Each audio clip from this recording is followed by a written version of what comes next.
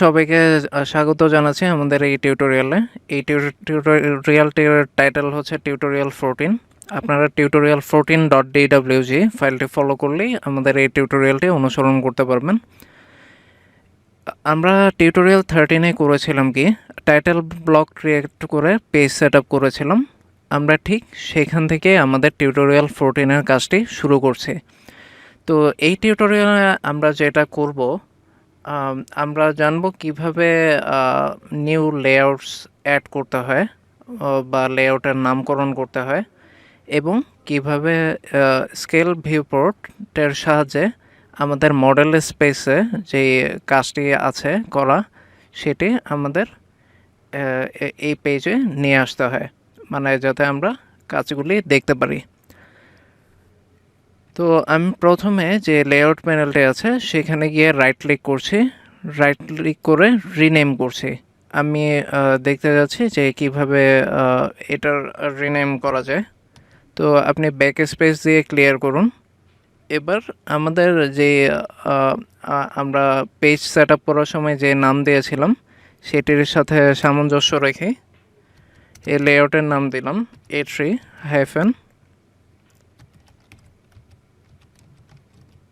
Landscape. তো আমরা সেটার সাথে সামঞ্জস্য রেখে এই নামটি রাখলাম লেআউটের।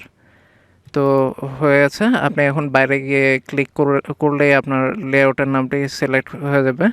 তো আমরা এই লেআউট 2 যেটা, সেটি আপাতত লাগছে না আমাদের এই কাজের জন্য, তো এটি আননেসেসারি। তো এই লেআউট 2-তে গিয়ে রাইট ক্লিক করে আমি ডিলিট প্রেস করলে আমাকে জানতে চাবে যে আমি পার্মানেন্টলি লেআউট 2 ডিলিট করতে যাচ্ছি কিনা। ওকে সিলেক্ট করলেই আমার লেআউট 2টি চলে গেল, দেখুন। তো আমার লেআউটের যে রিনেম করা এবং নট নেসেসারি লেআউট যে ডিলিট করা, সেই কাজটা আমি করে ফেলেছি।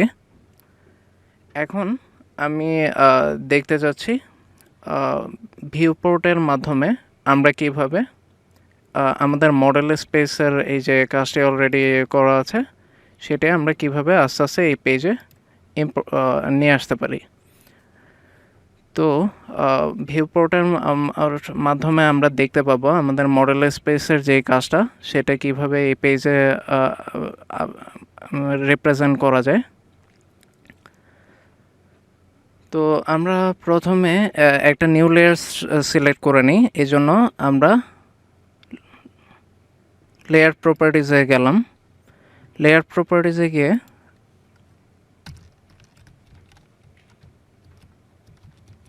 ভিউপোর্ট নামে একটি লেয়ার সিলেক্ট করলাম।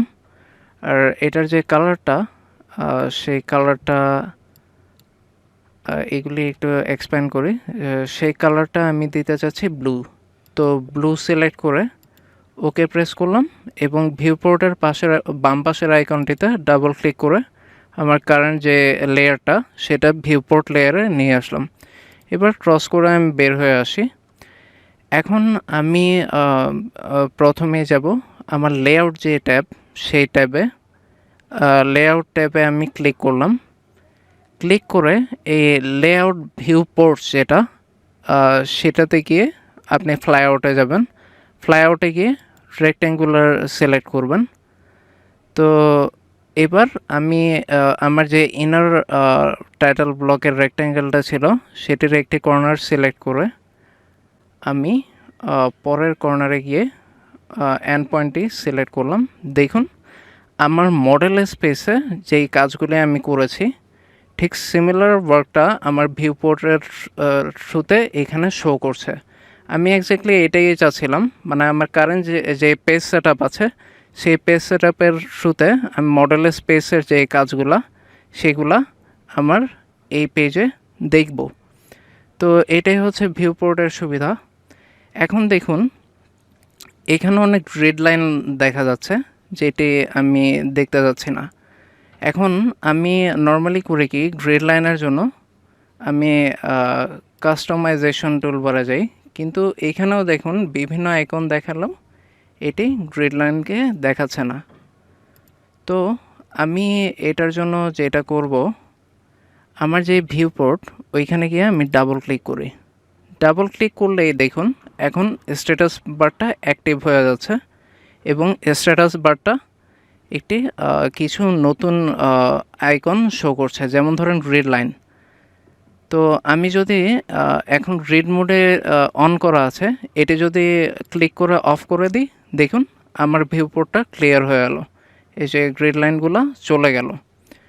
এখন ধরুন আমার এখানে যে স্কেল আছে, scale of the selected viewport, এটি একটি ফ্র্যাকশনে আছে। আমি ফ্লাইআউটে গিয়ে রাইট ক্লিক করলাম, রাইট ক্লিক করে 1:5 ধরুন সিলেক্ট করলাম।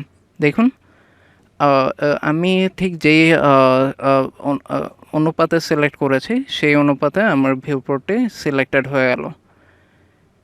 তো এইভাবে আপনি ভিউপোর্টের মাধ্যমে আপনার যে কারেন্ট ড্রয়িং আছে সেটা মডেল স্পেসে গিয়ে ভিউ না করে আপনি এই পেজেই নিয়ে এসে ভিউ করতে পারেন আপনার যে ড্রয়িংটা। তো আপনি চাইলে প্যান করে ডানে বামেও সরতে পারেন। এখন দেখুন আমি দেখছি যে এটি আমাকে আমার যে টাইটেল ব্লকটা আমি আগে ক্রিয়েট করেছিলাম মডেল স্পেসে কাজ করতে গিয়ে সেটি শো করছে। তো আমি চাচ্ছি না এই টাইটেল ব্লকটা আমি ভিউ পোর্টে দেখব। তো এই জন্য করব কি, আমি মডেল স্পেসে গিয়ে ক্লিক করলাম, আমি আমার এই যে টাইটেল ব্লক দুটো আছে সেটিকে সিলেক্ট করে ডিলিট করলাম। এবার আপনি আপনার A3 ল্যান্ডস্কেপে যে ভিউপোর্টটা অন করা আছে সেখানে দেখুন আমাকে কিন্তু আর টাইটেল ব্লকটি দেখাচ্ছে না। আপনি প্যান করে ডানে যেতে পারেন, বামে যেতে পারেন। তো এইভাবে ভিউপোর্টের মাধ্যমে আপনি আপনার যে কাজটি আপনি মডেল স্পেসে করেছেন সেটি আপনি আপনার কারেন্ট যে পেজ সেটআপটি আছে সেটিতে নিয়ে দেখতে পারেন, বা সেটির একটি ভিউ আপনি আপনার কারেন্ট পেজ সেটআপে পেতে পারেন। তো এই ছিল আমাদের যে লেআউট রিনেম করা এবং আননেসেসারি লেআউট ডিলিট করা, এবং ভিউপোর্টের সাহায্যে আমরা কিভাবে আমাদের মডেল স্পেসের কাজটা আমাদের কারেন্ট পেজ সেটআপে দেখতে পারি, এবং ভিউপোর্ট রিলেটেড যে স্ট্যাটাস বার আছে সেটির যে অ্যানোটেশন সেটি আমরা কিভাবে চেঞ্জ করতে পারি। তো আমাদের এই ভিডিওটি এখানে শেষ হলো। আপনাদের সবাইকে ধন্যবাদ এই ভিডিওটি ফলো করার জন্য।